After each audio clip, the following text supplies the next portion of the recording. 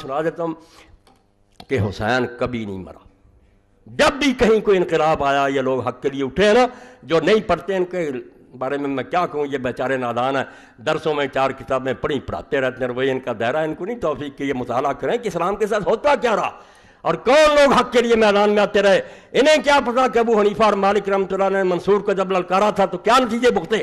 ایسے مولوی ہوتے وہ بھی ساتھ مل جاتے، وہ اس مسئلے کو نہیں مانتے تھے. اس مسئلے پر باقاعدہ ایک تقریر ہوگی کہ کسی ظالم آدمی کی حکومت ماننے کا اسلام نہیں کرتا. وہ حدیثیں جو نا کہ بادشاہ خلاف نہ اٹھو یا سلطان کے، ان کا کوئی تعلق نہیں. یہ لیکچر ہوگا ایک پورا تاکہ دین کا یہ حصہ ٹھیک ہو جائے. ورنہ میں دیکھتا ہوں کہ 1400 سال سے لوگوں نے اس کو ٹیڑھا کر دیا کہ نہیں جو بیٹھ جائے اس کے خلاف نہ یہ امیر ہے نہ خلیفہ ہے نہ اس کے بارے میں وہ کون ہے. آ جائے گی بات. صرف اتنا سن لیں کہ بعد میں جب انقلاب آئے، مختار سکھی اٹھا، ٹھیک ہے لوگ کہتے ہیں وہ بعد میں گمراہ ہو گیا تھا، بے شک ہے، مگر اس کو سب مانتے ہیں کہ اس نے مسلمانوں کے دل کا غیظ جو تھا اس کو شفا. مسلمان جو جلے بنے بیٹھے تھے کہ یا رسول اللہ کے بچے کے ساتھ کیا ہوا، اس کی لاش پر گھوڑے دوڑائے گئے، اس کا سر نیزے پر ٹانگا گیا، اس کی بچیاں بازاروں میں گھمائی گئیں، کہاں کوفہ اور وہاں سے دمشق لے جایا گیا. اگر شرم ہوتی ہے اس حکومت میں، چلو امام حسین نے کوئی قصور کیا تھا، بعد میں ابن زیاد کو لکھتا یہ یزید کہ سارے بال بچوں کے احترام سے مدینہ بھیج دو. کیا ضرورت سے ہزاروں میل کا فاصلہ، جنگل اور بیابانوں میں سے وہاں بیچاروں کے لے گئے، وہاں یہ دھکے کھاتے پھرتے رہے. تو ظلم ہوتا رہا.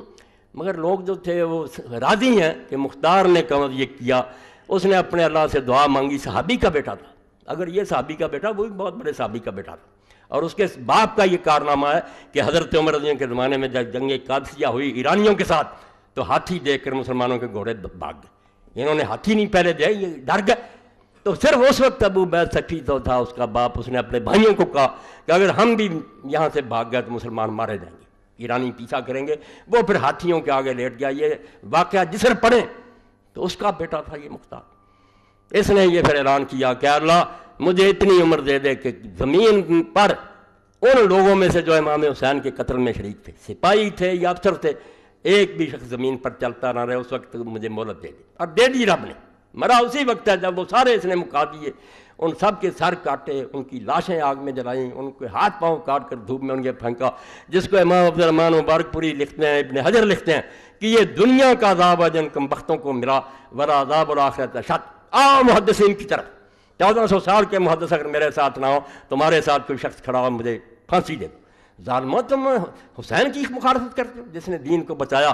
کہ نہیں، ظالم حکومت کو اسلامی حکومت نہ کو چلتی رہے. ٹھیک ہے ہم روک نہیں سکتے، مگر یہ فتویٰ ہو جانا چاہیے کہ غلط. اور اسی کی برکت ہے، میں نے کہا ساری امت کے علماء جو ہیں ایک بھی نہیں تو جرت کرے کہ یزید تو کجرا حضرت معاویہ کو کہہ دے کہ وہ خلیفہ راشد، اس کا کوئی حوالہ دے کہ یہ اس نے فیصلہ نہیں. فیصلے ختم ہوگا کہ نہیں یہ جائر ہیں، امام جائر اور ظالم ہے، کرتے رہے. تو بعد میں وہ مختار جو تھا اس کے خلاف پر مصعب بن زبیر اٹھے. انہوں نے اس سے جنگ، کوفہ کو گھیر لیا، رسد روک دی، باہر سے کھانا پانی آنا بند ہو گیا. ساتھی اس کے جو تھے مختار کے وہ آہستہ آہستہ ساتھ چھوڑ گئے. انہوں نے پناہ مانگ لی.